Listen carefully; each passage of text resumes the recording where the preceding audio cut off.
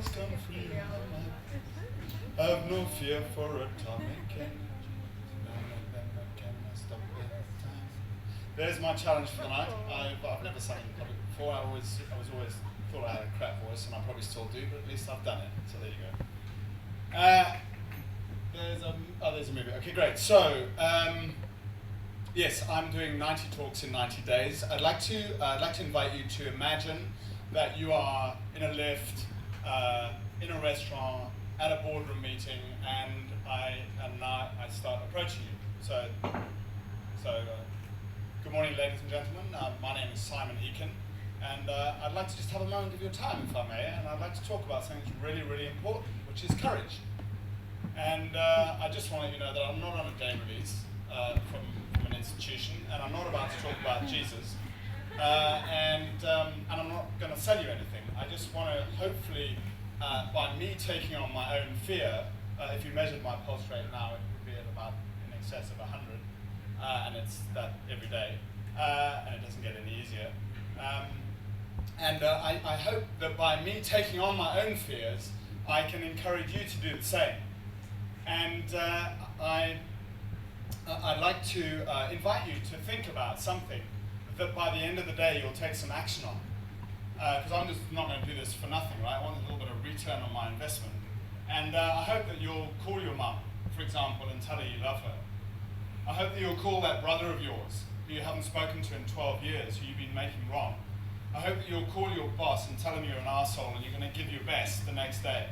Whatever it is for you, you know what it is. Everyone knows what it is. And I hope that you'll do that. So that's basically pretty much the talk nearly done. If you've got any questions, you can ask them. You can go to my website. My website is quite easy to remember. It's Nike backwards. So my surname is Eakin. It's Nike backwards. I got in there before then, like that. And so you can go to my blog, and I will blog about this experience, and you can see what it was like from my end and my reflections on it. And we have a video, I've got a video film crew that film me every week. So that's the talk. What do you think? Okay, great. Fabulous.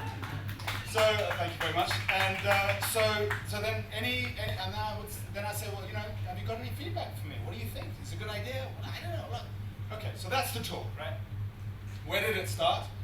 Brixton, South London, 1999. Hands up if you've been to Brixton? Okay, lots. Wow. So it's a real melting pot of humanity. Brixton, I got on a bus outside on the pavement. It was a Friday night, 11:30, and there was lots of, oh, mate, yeah, fucking hell, great, oh, lovely, oh, really great, oh, fantastic. And got on the bus, and people were like this. I thought, no, this isn't right. This is not right. It's like, there's a morgue. I thought, no, this is going to change. So I had this idea, why don't you get up and start speaking to them and inspire them? I didn't know what I was going to say. I thought Mandela, I was coming back to live in South Africa, Gandhi, throw him in, I don't know. So I started speaking, and the bus pulled up to a bus stop, and someone got on, and as I was mid-flow, and said, yeah, mate, you're not the next Jerry Springer, are you? But what it got, the only thing that could get me out of my seat with absolute terror was imagining I was jumping out of an aircraft. So I went 3, 2, 1, got up, turned around, and started speaking to this audience. About 8 minutes later, I got off the bus. I cannot remember what I said.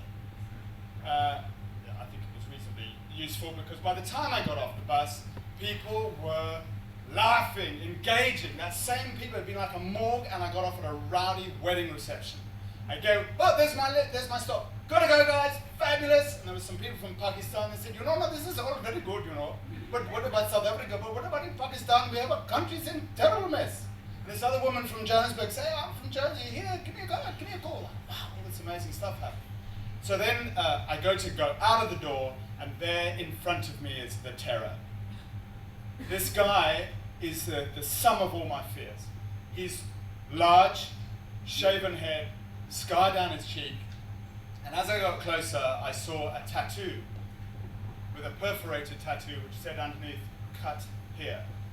But I headed towards this guy going, you idiot, right? You're just about to discover why it's a cuck idea to just keep your head low, keep small, don't risk yourself. Ask, John F. Kennedy and, Martin Luther King and these guys. And, I walked towards him, and as I walked towards him, I braced myself. He got right into my path, and he stood there like this, right in front of me. He said, and I did like this, and he said the following words: "Mate, there's a lot of people are going to think you're fucking mad, but don't ever, ever stop what you're doing, all right?" I went, okay. And I got off the bus, and the bus pulled away, and my life changed that day. And I've tried over the years to do it with sporadic intervals. I've done it on the bus here, and I thought, no, it's time to do this thing properly. I am so alive. I adore what I'm doing. So what am I learning from this whole process of day 38?